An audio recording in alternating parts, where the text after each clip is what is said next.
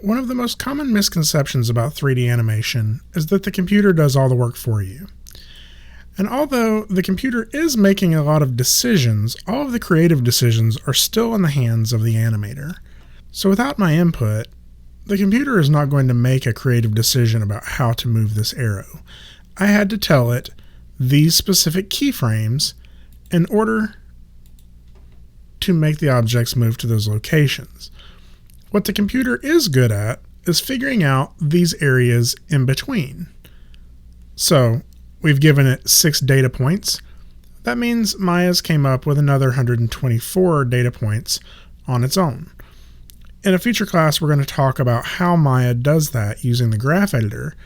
But for right now, let's just look at the result of some of those choices the computer has made. If I select my object, and I go to my animation menu and go to visualize, you'll see that I have the option to create an editable motion trail. So let's go ahead and click this and see what it creates. What we get is a path that shows us where our object is throughout the entire animation. And if we scrub through our timeline, you'll see that this is the path our object follows. In most cases, the editable motion trail is primarily just used for visualization of this motion. By looking at this object, I can see the exact path that my arrow takes in this animation.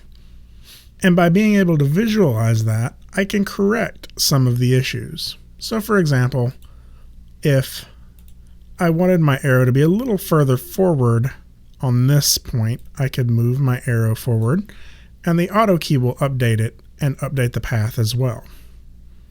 But one of the biggest reasons that I turned on this motion path is so we can see some issues with the animation that we have not addressed yet. So as our arrow flies forward, it also goes upward. And in the process of doing that, we see no rotation at all on the arrow. This is a really unnatural way for objects to move. Imagine if you were walking down a hallway and you needed to make a 90-degree turn down another hallway. You wouldn't just start walking sideways. You would turn so you were facing the direction you were traveling. But as our arrow moves, it's facing in a different direction than the direction it's traveling, which seems unnatural to me. So I'm going to go ahead and put a little bit of rotation in here to make our arrow point toward the direction it's traveling. Now you'll see my auto key updated the area. Now you'll see that my auto key updated and created a keyframe, but it was only for my rotation Z channel. I'm going to go ahead and hit S to make sure I'm keying everything else as well.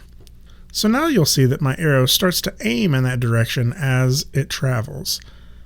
And then it flattens back out again because we have a keyframe on our rotation channel here as well. Now as we leave frame 35 and start heading toward frame 56, my arrow does the same issue again. So I'm going to go ahead and just go through here and try to make my arrow coincide with the path that it's traveling.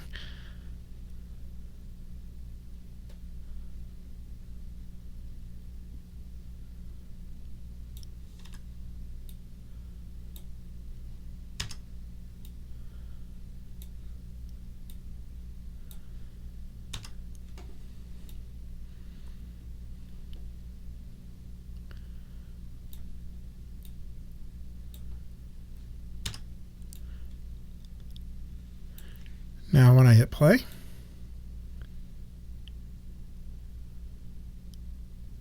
this motion looks a lot better. Now it's important to realize that this motion path is an object, not a visualization on our screen. So if I wanted to delete this motion path, I actually have to select it first and then hit delete.